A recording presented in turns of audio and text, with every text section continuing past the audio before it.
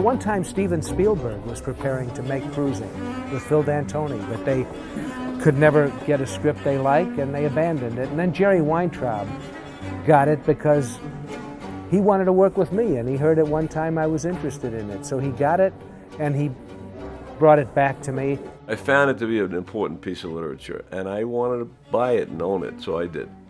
And I put it in my drawer and kept it there for a while. I was out to dinner with Billy one night. We were close personal friends, and we were out to dinner, but I said, I have one thing in my drawer, and you might spark to it. And he said, what? I said, it's a book called Cruising. I got a call to go to the Manhattan District Attorney's office, and I met another patrolman, and his name was Mel Waxman. We were told that gays were being shook down by a male white and a male black, which became known to us as a salt and pepper team.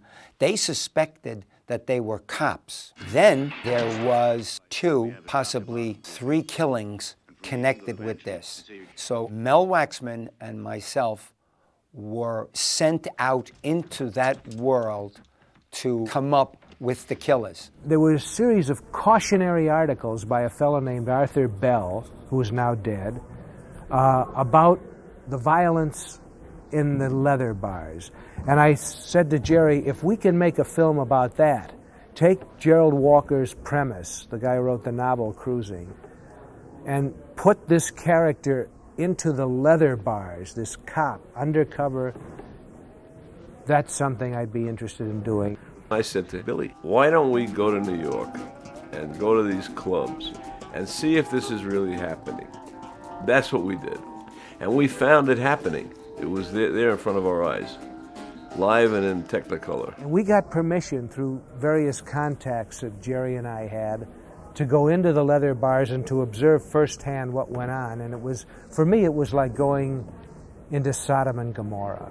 I mean, I had never seen so much group sex with no limit, no holds barred, and in some of the most incredible situations, unimaginable situations.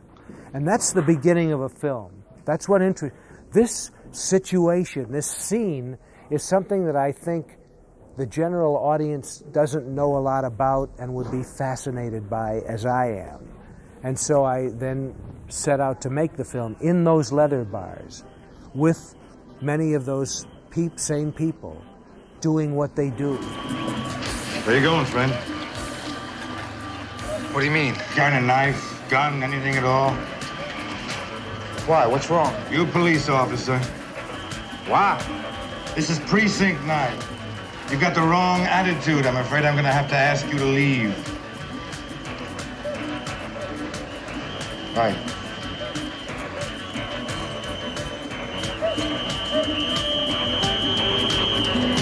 With Billy, whatever it was, it had to be real.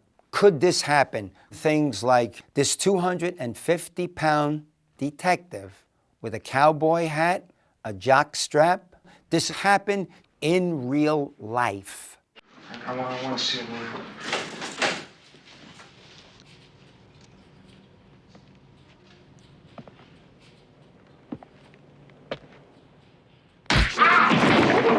What the hell was that? Did he show you his knife? What did he hit me for? Who paid for the room? What was that? Who paid for the room? What did he hit me for? Who paid for the room? I told you I did! He did, man! Originally, there were a number of other actors who wanted to play it. Then Al was shown the script, which I wrote. I wrote the script of Cruising. And Al loved the script, and he wanted to become a part of it, and so that cleared the decks of everyone else, and we went with Al. He wasn't attached originally. Came on board after the film was ready to go. Paul Vincent was a professor at Columbia University. Lauren Lucas was an actor. Oh, the St. James Hotel stabbing. I read about that. How'd you like to disappear? Disappear? Go undercover.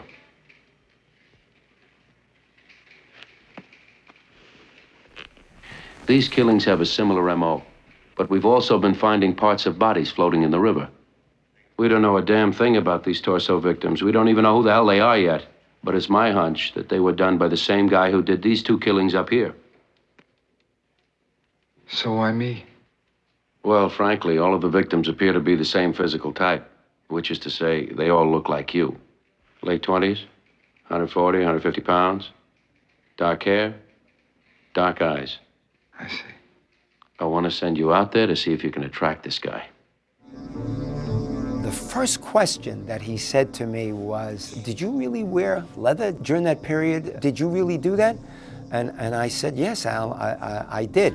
And from there, it was Al Pacino asking questions and then becoming the sponge, if you will. Before cruising, I met Billy Friedkin in a film called Boys in the Band. It was about the gay life in the village. With Billy, I went on a few scouts with him, let's say. Went to a few bars. He definitely wants realism and in many cases real people. He would only want to see the people I would hire. He doesn't want to see 30 people for a part. So I would bring 2 people or 3 people. It had been in the newspapers that this movie was going to be made. We went out and secured the services of the community to be a part of the movie. And they truly came and were a part of the movie. Now, as the movie was being made, there then became another side of that community that had balked, if you will, at the making of this movie. The demonstrations were a complete surprise to me, but they kicked in almost at the beginning.